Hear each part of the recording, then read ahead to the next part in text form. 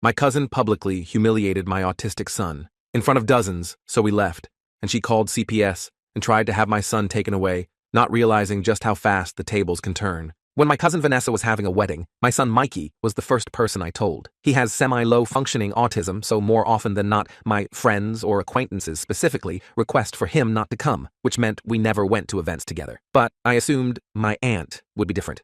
When I told him, he started jumping up and down and clapping his hands.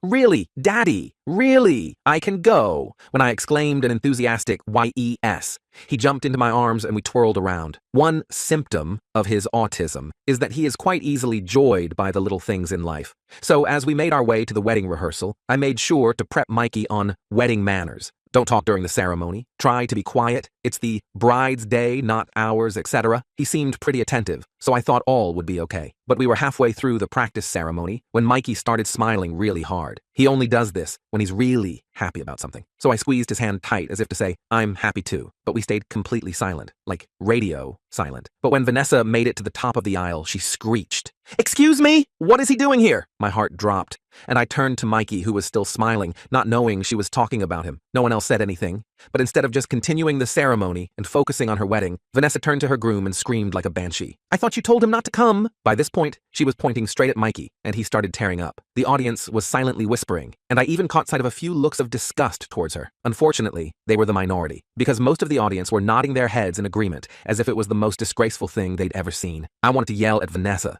to tell everyone I can't wait until she dies of obesity so me and Mikey can dance on her grave, but I didn't say any of that. I wanted to be a good role model for Mikey, so we just walked out. As soon as we were outside the church, Mikey had a meltdown. "Why would she say that about you, Daddy? That was so mean." I thanked the heavens he didn't know it was about him. "Son, some people are just bitter because they don't like themselves." Luckily, this was just the wedding rehearsal, and 2 days later, the real wedding happened. Luckily, Mikey believed the one we went to was the real one, so he didn't question it when I left him with the babysitter for the day. I'm a pretty big marriage guy. So for the first half of the day, I let Vanessa have her moment completely undisrupted. It wasn't until dinner that I tapped my glass to make a speech. The whole room was silent. Vanessa took the opportunity to mouth the words, "Thank you for not bringing him." I smiled, but not for the reason she was thinking. As you can see, I am currently at this wedding without my wonderful son, Mikey. The air was filled with an awkward tension, but I didn't care. A lot of you didn't want him here today, but he still wanted to give a few words. I then took my phone out and started playing a voice recording. It was one I had secretly recorded of Mikey talking about how happy he was for Vanessa and her husband in 7-year-old terms. Hearing his voice so full of happiness made me tear up, and the rest of the table did too, except Vanessa, who looked so angry I thought she was about to explode. Still, she cheersed with me and the rest of the family. Little did I know, that moment ended up being the calm before the storm, because the next day, not even 24 hours later, there was a knock at the door, and it wasn't Vanessa. Instead, it was CPS. They asked me a few vague questions before barging past me and examining my home. My head was spinning, and I barely understood what was going on. The woman started marking every little thing down on a clipboard. Mikey's mattress with no bed frame because of overstimulation. Noted. Plastic on the furniture because of Mikey's toilet accidents. Noted. Locks on the cupboards to protect him from sharp objects. All noted. All marked as evidence. I tried to tell her about his autism, but that's when she whispered under her breath, "That's what they all say," before calling her higher up. I assumed this was due to inexperience, since she looked like she just graduated college. When she hung up, she told me they had to do an emergency removal order and were going to place him in the hands of his closest relative. I immediately offered his grandma. The following 72 hours were hell. My stomach was turning, and I felt completely powerless. And above everything, I was angry. I knew somehow Vanessa was behind this, and once everything was said and done, I planned on making her pay. This wasn't just about excluding him from a wedding anymore. She was trying to take my son away permanently. As I sat in my empty house, surrounded by Mikey's toys and clothes, I started making phone calls. First to a lawyer who specialized in family court and disability rights. Then to my mom, who confirmed they hadn't placed Mikey with her despite my request. Then to Mikey's developmental pediatrician, who was outraged when I explained the situation. Nobody messes with my son. Nobody. Vanessa had no idea what she'd just started. I spent the next morning frantically gathering every document I could find related to Mikey's care. Medical records, therapy assessments, school IEPs, notes from his pediatrician, anything that would prove I was a good father. My hands were shaking so bad I could barely organize the papers. I kept thinking about Mikey and where he might be. Was he getting his medications? Did they know about his sensory issues? Was someone making sure he had his special blanket at night? right? I called his developmental pediatrician, Dr. Chen, again to see if she could write a letter explaining his accommodations. She was absolutely furious about the situation. I've been Mikey's doctor for 5 years. Those accommodations are medically necessary, not neglect. She sounded personally offended. I'll have a letter for you within the hour, and I'm happy to testify if needed. While waiting, I reached out to my neighbor Morgan, who works as a special education teacher. She's known Mikey since he was 4 and has helped me implement a lot of his home strategies. She immediately offered to write a character reference. This is absolutely ridiculous, she said. I see you with Mikey every day. You're the most devoted father I know. By noon, I had a small stack of documentation and was on my way to meet with the lawyer I'd called Elizabeth Reyes. She specialized in cases involving children with disabilities and came highly recommended by a parent support group I belonged to. Her office was small, but welcoming, with children's drawings on the walls. Elizabeth was all business, though, taking detailed notes as I explained everything from the wedding invitation to the CPS visit. So, you believe your niece made this call as retaliation for the recording? She asked, raising an eyebrow. I nodded. I know it sounds paranoid, but the timing is too perfect. Less than 24 hours after I embarrassed her at her wedding, CPS shows up? Elizabeth didn't look surprised. Unfortunately, false CPS reports as revenge happen more often than you'd think. The good news is we can fight this. She explained. The emergency removal would require a hearing within 72 hours. We needed to be ready to present our case, which meant more documentation and witnesses who could vouch for my parenting. In the meantime, she said, I'll file an emergency motion for visitation. They can't keep you from seeing Mikey while this is investigated. I left her office with a to-do list a mile long and headed straight to Mikey's school. The principal, Mrs. Taylor, was shocked when I told her what happened. She immediately pulled Mikey's file and promised to write a letter documenting his progress and our regular meetings. I've seen how you are with him at every school event, she told me. Anyone who spends 5 minutes watching you two together knows how much you care. On my way home, I got a call from my mom. Her voice was tight with anger. I just got off the phone with your Aunt Linda. Apparently, Vanessa told her Mikey had a complete meltdown at the rehearsal, and you did nothing to control him. My blood boiled. What?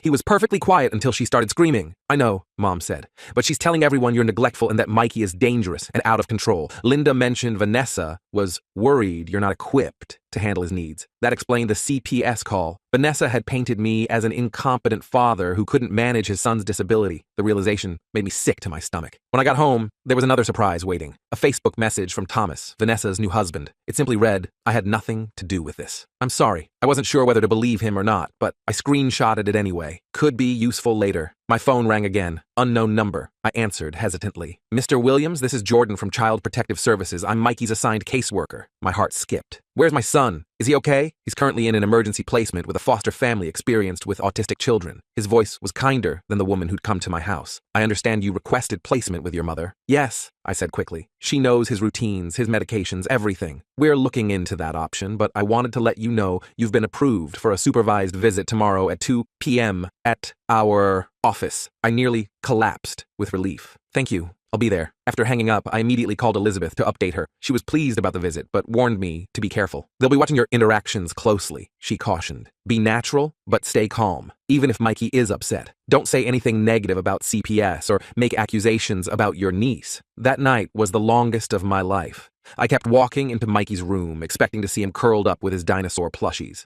The empty bed made my chest hurt. I ended up sleeping on his floor just to feel close to him. The next day, I arrived at the CPS office an hour early, clutching Mikey's favorite comfort item, a soft blue octopus toy he called Squish. The waiting room was depressing, all faded posters and uncomfortable chairs. I watched the clock tick by agonizing minute. When they finally brought Mikey in, I had to physically restrain myself from running to him. He looked exhausted, with dark circles under his eyes. When he saw me, his whole face lit up. Daddy! He launched himself at me, and I caught him in a tight hug. Over his shoulder, I could see the caseworker, Jordan, watching us with a neutral expression. Hey, buddy, I said, my voice thick. I missed you so much. Mikey was talking a mile a minute, telling me about the strange house and the lady who doesn't cut sandwiches right. It broke my heart that he didn't understand why he couldn't come home with me. When our hour was up, the meltdown was catastrophic. He clung to me, screaming and sobbing. I tried the calming techniques we always use, but nothing worked. The more upset he got, the more I worried it looked bad for me. I want to go home, he wailed, as a staff member tried to gently pry him away. I want my daddy. It took everything I had not to break down myself as I watched them carry my hysterical son down the hallway. Once he was out of sight, I sat in my car and sobbed. Back at home, I checked my email to find Dr. Chen had sent her letter, emphatically stating that all of Mikey's home accommodations were appropriate and recommended. I forwarded it to Elizabeth, just as my phone rang again. It was my mom. I just got a call from CPS. They're doing a home inspection tomorrow to see if I can take Mikey temporarily. This was progress. If they approved Mom's house,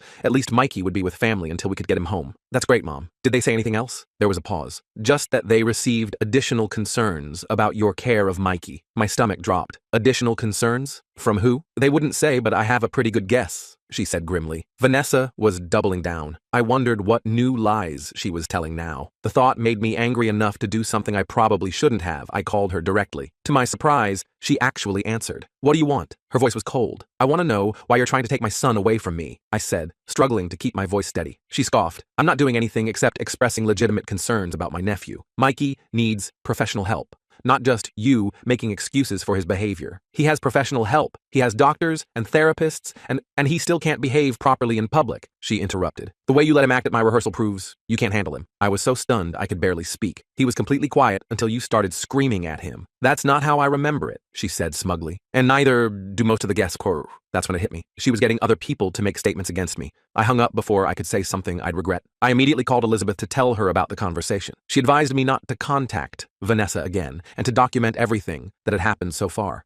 I spent the rest of the evening writing a detailed timeline, from the wedding invitation to the CPS visit. The hearing was scheduled for the next day. Elizabeth met me outside the courthouse, looking confident in a crisp suit. We have strong documentation, she reassured me, and Dr. Chen will be testifying by phone. As we walked in, I saw Vanessa sitting in the hallway with an older woman I didn't recognize. She smirked when she saw me. The hearing room was small and less formal than I expected. The judge, an older man named Judge Williams, reviewed the initial CPS report while Elizabeth presented our documentation, the letters from Dr. Chen, Mrs. Taylor, and Morgan, along with all of Mikey's medical records. Your Honor, Elizabeth said, the accommodations CPS flagged as concerning are all medically recommended for a child with Mikey's specific needs. They're not signs of neglect, but of attentive parenting. The CPS worker who'd inspected my house testified next, describing what she'd found. When questioned by Elizabeth about her experience with autistic children, she admitted she had limited training. And did you consult with any autism specialists before determining these accommodations were inappropriate? Elizabeth asked. Well, no, but thank you. Elizabeth cut her off smoothly.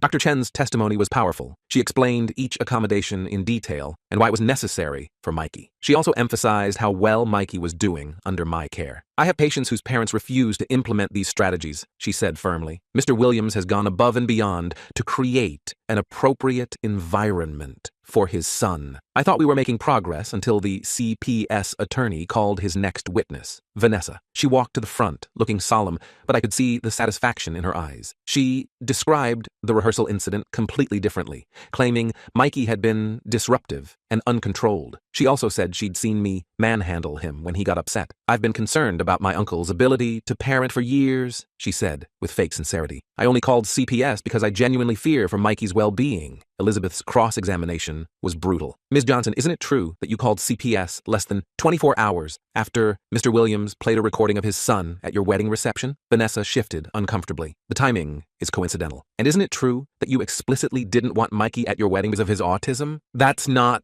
Yes or no, please, Vanessa glared. I wanted an adult-only wedding. Elizabeth smiled slightly. Yet several children were present, correct? Your flower girl, ring bearer, and at least 3 other guest children. Vanessa's face flushed. Those children know how to behave. So it wasn't an adult-only wedding. You specifically didn't want one child, Mikey, because of his disability. The judge was watching Vanessa carefully now. Elizabeth continued her questioning, establishing that Vanessa had rarely interacted with Mikey before the wedding and had no expertise in autism or child development. One final question, Elizabeth said. Did you tell your guests that Mr. Williams shouldn't bring Mikey to the rehearsal? Vanessa hesitated. I might have mentioned it to a few people. So you deliberately excluded a child based on his disability, then called child services when his father brought attention to this discrimination? Objection, the CPS attorney called. Argumentative. Sustained, said the judge, but he was frowning at Vanessa. When it was time for closing statements, Elizabeth emphasized that while Mikey's care might look unusual to someone unfamiliar with autism, everything in my home was designed for his well-being. The only evidence against my client is the testimony of a woman who has demonstrated clear bias against his son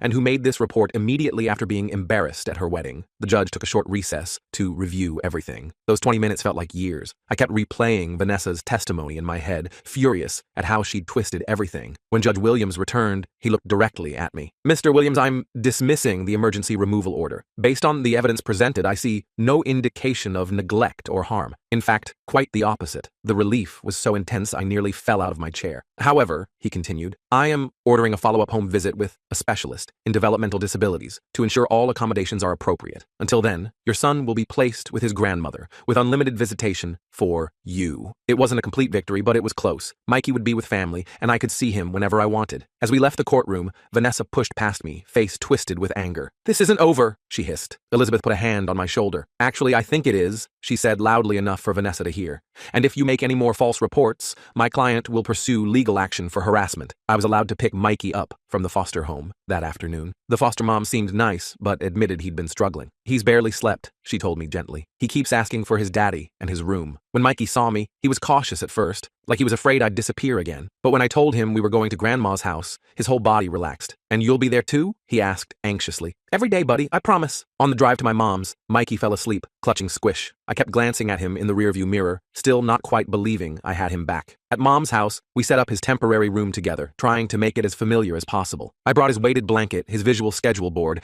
and some of his favorite books. Mom had already stocked the fridge with his preferred foods. I always knew that girl was trouble, Mom muttered as we worked. Even as a child, she was a bully. I told her about Vanessa's threat as we left court. Mom shook her head. Let her try something, she said fiercely. We're ready for her now. That night, I stayed at Mom's, sleeping on an air mattress next to Mikey's bed. Around midnight, I woke to find him standing next to me, tears streaking his face. What's wrong, buddy? I asked, pulling him close. I had a bad dream, he whispered. The mean lady took me away again. I held him tight, promising no one would ever take him away. Eventually, he fell back asleep in my arms, and I carefully carried him back to bed. The next morning, I got a call from Jordan, the CPS caseworker. The specialist would be doing their home visit at my house the following day. We arranged for Mikey to be there too, so they could observe us in our normal environment. For what it's worth, Jordan said, after reviewing Dr. Chen's letter and the judge's decision, I don't anticipate any issues. I spent the day deep cleaning the house and making sure everything was perfect. Mom helped me organize Mikey's medication chart and therapy schedule to show the specialist. That evening, I got a strange text from an unknown number. Check your email. You need to see this. I opened my email to find a message with no subject line. The attachment was a video file. I clicked play and felt my blood run cold. It was footage from Vanessa's wedding reception,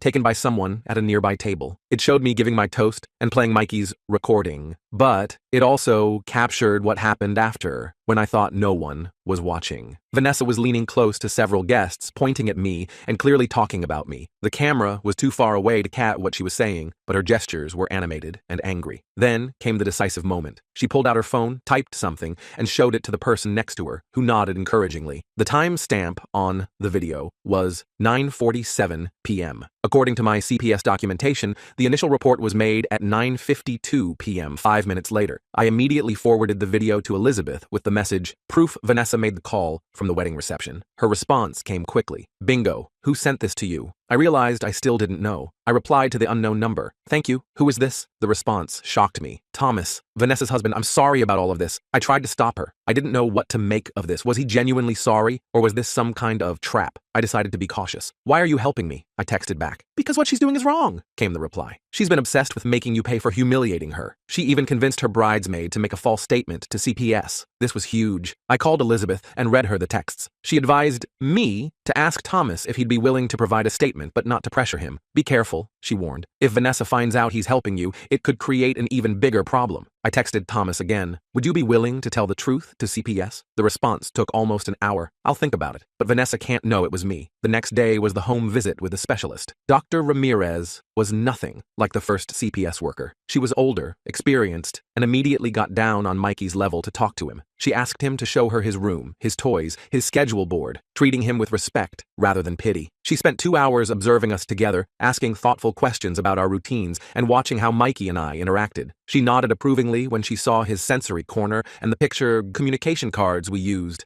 when he was overwhelmed. "You've created a very supportive environment," she told me as we wrapped up. "My report will reflect that." I felt a weight lifting off my shoulders. We were almost through this nightmare. I just needed her official report, and then Mikey could come home permanently. That evening, I got another text from Thomas. "Vanessa knows someone sent you the video. She's furious. Be careful." Before I could respond, my phone rang. It was Jordan from CPS. "Mr. Williams, I'm calling because we've received another report regarding Mikey." My heart sank. "What now?" "The caller claims you've been medicating your son unnecessarily to control his behavior." I couldn't believe it. "That's completely false. His medications are all prescribed by Dr. Chen Again, I have the records to prove it. I understand, Jordan said, sounding tired. Given the circumstances and the judge's previous ruling, we're not taking action on this report. But I wanted you to be aware. Vanessa was getting desperate. The fact that this new accusation wasn't being acted on suggested CPS was starting to see through her tactics. But I was still worried about what she might try next. I called Elizabeth again to update her on the new development. This is actually good for us, she said. Multiple false reports strengthen our case if we need to take legal action against her for harassment. What should I do now? I asked. Document everything, and I think it's time we have a serious conversation about a restraining order. The next day, Dr. Ramirez's report came in. As expected, it was extremely positive, concluding that my home was ideally suited to meet Mikey's developmental needs and that our bond was secure and nurturing. She specifically noted that all medications and therapies were appropriate and well managed. Jordan called that afternoon. Based on Dr. Ramirez's assessment, we're closing the case. Mikey can return home immediately. I nearly cried with relief. Thank you. Mr. Williams, Jordan added, off the record, I want to apologize for how this was handled initially. The first caseworker should have recognized the specialized accommodations for what they were. I appreciated his candor, but all I could think about was bringing Mikey home. I drove to my mom's house immediately to share the news. Mikey was ecstatic, jumping up and down and flapping his hands, his way of showing extreme happiness. Mom hugged me tightly, tears in her eyes. I knew they'd see the truth, she whispered. As we packed up Mikey's things, my phone buzzed with a text. It was Thomas again. Just heard CPS close the case. Vanessa is planning something else. Watch your back. I stared at Thomas's text for a long minute, my hands starting to shake. Just when I thought the nightmare was ending, Vanessa was planning something else. What the hell did that even mean? I deleted the message and shoved my phone in my pocket, not wanting Mom to see how freaked out I was. Mikey was buzzing around the bedroom, happily packing his dinosaur toys and chattering about going home. Daddy, can we get ice cream on the way home? The kind with the rainbow sprinkles? Mikey was practically vibrating with excitement. I forced a smile, trying not to let my new anxiety show. Absolutely, buddy. Extra sprinkles even. I ruffled his hair as Mom gave me a knowing look over his head. Everything okay? She asked quietly, while Mikey was distracted with organizing his stuffed animals by size. I hesitated, then nodded. Just ready to get him home. We loaded everything into my car, and Mom gave Mikey an extra long hug. I thanked her about 50 times for everything she'd done. The drive home was filled with Mikey's excited chatter and, as promised, a stop for ice cream. Walking back into our house together felt surreal after the hell of the past week. That night, after getting Mikey settled back into his own bed, I sat down at the kitchen table and tried to think. Vanessa clearly wasn't finished with us. I couldn't keep living in fear of what she might do next. It was time to go on the offensive. I called Elizabeth first thing the next morning while Mikey was eating breakfast. I need to know what my options are here, I told her. Thomas says Vanessa is planning something else against us. Elizabeth didn't hesitate. We have multiple documented false reports now. That's harassment, potentially defamation, depending on what she's told people. We could file for a restraining order or even pursue civil damages. I just want her to leave us alone, I said, watching Mikey carefully arrange his cereal in patterns only he understood. What's the fastest way to make that happen? Let me draft a cease and desist letter. Coming from a lawyer, it might be enough to scare her straight. And if not, it establishes a paper trail for further legal action. I agreed, and Elizabeth promised to email me the letter by end of day. Meanwhile, I called Dr. Chen to update her on the situation and scheduled an appointment to get Mikey back into his routine. With Mikey back at school the next day, I tried to settle back into normal life. His teacher, Mrs. Wilson, had been amazingly supportive through everything, sending home activities during his absence and making his return as smooth as possible. She pulled me aside during drop-off. I just want you to know we're all on your side here, she said. The whole staff knows what happened. If anyone suspicious comes asking about Mikey, we'll contact you immediately. I thanked her, relieved to have allies watching out for us. Elizabeth emailed the cease and desist letter that afternoon. It was formal and intimidating, outlining all of Vanessa's actions and warning of legal consequences if the harassment continued. I printed it, planning to mail it certified so she couldn't claim she never received it. That evening, I was helping Mikey with his bath when the doorbell rang. Telling him to stay put for a minute, I quickly dried my hands and went to answer it. When I checked through the peephole, my stomach dropped. It was Vanessa. For a split second, I considered not answering, but then I realized this might be my chance to end this once and for all. I opened the door, but blocked the entrance completely. What do you want? I asked coldly. Vanessa looked different than at the wedding or courthouse. Her makeup was minimal and she seemed tired. I need to talk to you, she said. I have nothing to say to you. In fact, I was just about to mail you this. I grabbed the cease and desist letter from the side table and thrust it at her. She took it, glancing at the letterhead. More legal threats? real mature. You tried to take my son away from me with lies, I said, keeping my voice low but intense. You're lucky all you're getting is a letter. Vanessa's face hardened. You humiliated me at my wedding,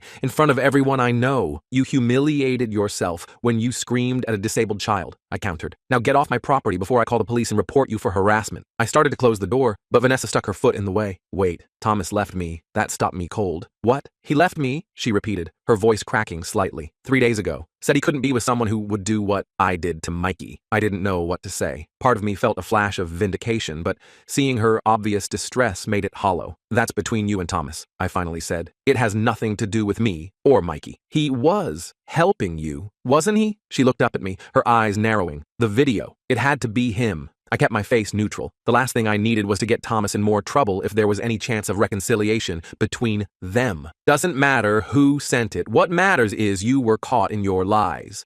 And you need to stop. Now. For good. Vanessa's expression changed, hardening again. You think you've won, don't you? That everyone's on your side now? Well, guess what? I've been talking to other family members, telling them how you're using Mikey's condition for attention and sympathy. I couldn't believe she was still trying to turn people against us. Get out, I snapped, pushing the door against her foot. People believe me, she continued. Daddy? Mikey's voice came from behind me. I'm all clean now! I turned to see him standing in the hallway, wet hair sticking up in all directions, wearing his dinosaur pajamas. When he spotted Vanessa, his whole body tensed. It's the mean lady, he whispered loudly, his hands starting to flap anxiously. Vanessa's eyes widened as she looked at Mikey, really looked at him, maybe for the first time. He was starting to rock back and forth, a sure sign of rising anxiety. Buddy, go wait in your room, I said gently. I'll be there in just a minute to read your story. But Mikey didn't move. He was staring at Vanessa with an intensity I rarely saw from him. Then, to my complete surprise, he stepped forward. You were mean to my daddy, he said, his voice wavering but determined. At the fancy party, you yelled and made people sad. Vanessa seemed stunned into silence. Mikey continued, his words coming faster now. I didn't do anything bad. I was quiet like Daddy said, but you were loud and scary. His hands were flapping more intensely, but he kept going. You shouldn't be mean to people. That's what my teacher says. I was frozen, watching my son stand up for himself in a way I'd never seen before. Pride swelled in my chest, momentarily drowning out my concern about his rising agitation. Vanessa looked from Mikey to me, her expression unreadable. Then, without another word, she turned and walked away. I closed the door and immediately went to Mikey, who was now in full stimming mode, rocking and flapping. Hey buddy, that was really brave, I said, guiding him back to his bedroom. I'm so proud of you for using your words. It took longer than usual to get him settled that night. The encounter with Vanessa had triggered his anxiety, and we had to go through his calming routine twice before he was relaxed enough for sleep. As I sat beside his bed, watching him finally drift off, I wondered if Vanessa's unexpected visit was the something else Thomas had warned about, or if there was more coming. The next morning, I got a surprising email from Jordan at CPS. He wanted to meet with me to discuss some new developments. My stomach nodded instantly, but I agreed to see him during Mikey's school hours. Jordan met me at a coffee shop, looking uncomfortable. I wanted to talk to you off the record, he said, after we sat down. We received another report about you yesterday. My hands clenched around my coffee cup. Let me guess. From my niece Vanessa? Jordan shook his head. That's just it. It wasn't from her. It was from someone named Charles Johnson. Claims to be your uncle. I blinked in confusion. I don't have an uncle, Charles. The only Charles in the family is... Realization dawned. That's Vanessa's dad, my mom's brother. Jordan nodded slowly. The accusations are almost identical to your niece's, too similar to be coincidence. She's using her dad to make the reports now, I said, the pieces clicking into place, since she knows you're onto her. Normally, we'd have to investigate any new report, Jordan explained. But given the pattern here, and Dr. Ramirez's recent positive assessment, my supervisor has marked this as potentially malicious. He paused. I shouldn't be telling you this, but I thought you should know what you're dealing with. I thanked him for the heads up, my mind already racing with this new information. When I got home, I called Elizabeth immediately and explained what Jordan had told me. This is actually perfect, she said, sounding almost pleased. And now we can demonstrate a pattern of coordinated harassment. I'd like to amend our cease and desist to include all members of Vanessa's immediate family. While Elizabeth worked on the legal side, I decided it was time to bring in reinforcements of my own. I called my mom and filled her in on everything. Vanessa's visit, Uncle Charles's false report, all of it. Mom was livid. Charles always did whatever his precious daughter wanted, she fumed. But this is beyond the pale. I'm calling a family meeting. I tried to talk her out of it. worried it would only escalate things, but Mom was adamant. This isn't just about you and Mikey anymore. They're dragging the whole family into their vendetta. Everyone needs to know what's really happening. The family meeting was set for Sunday afternoon at my mom's house. I was a nervous wreck leading up to it, especially when Mom told me she'd invited everyone, including Vanessa and her parents. I arranged for Mikey to have a play date with his friend from therapy so he wouldn't have to deal with the stress. When Sunday arrived, I was surprised by how many people showed up. Aunts, uncles, cousins I hadn't seen in years. Apparently, the family drama had piqued everyone's interest. Vanessa came with her parents, her face a mask of composure that slipped when she saw how many people were there. Mom took charge immediately. I called you all here because there's been a campaign of harassment against my son and grandson, she announced once everyone was seated, and it's coming from inside this family. You could hear a pin drop. Mom laid out everything chronologically. The wedding incident, the CPS calls, the false accusations. She had printed copies of Dr. Ramirez's report and the cease and desist letter,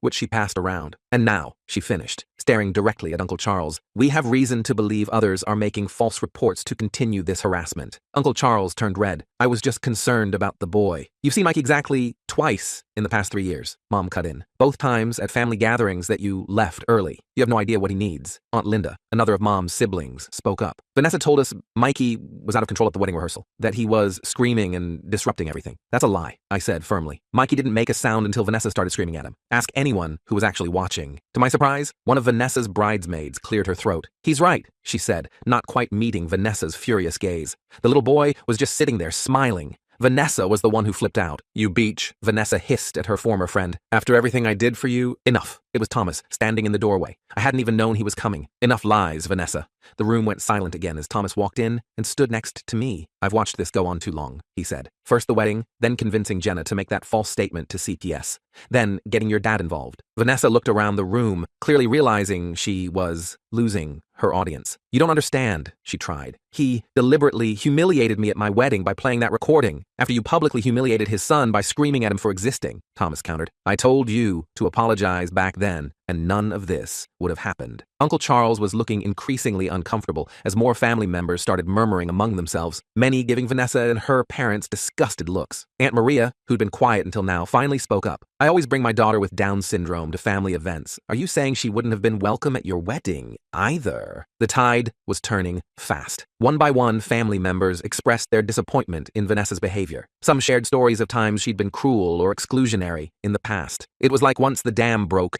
years of bottled-up grievances came pouring out. Finally, Uncle Charles stood up. This meeting is over, he announced shakily.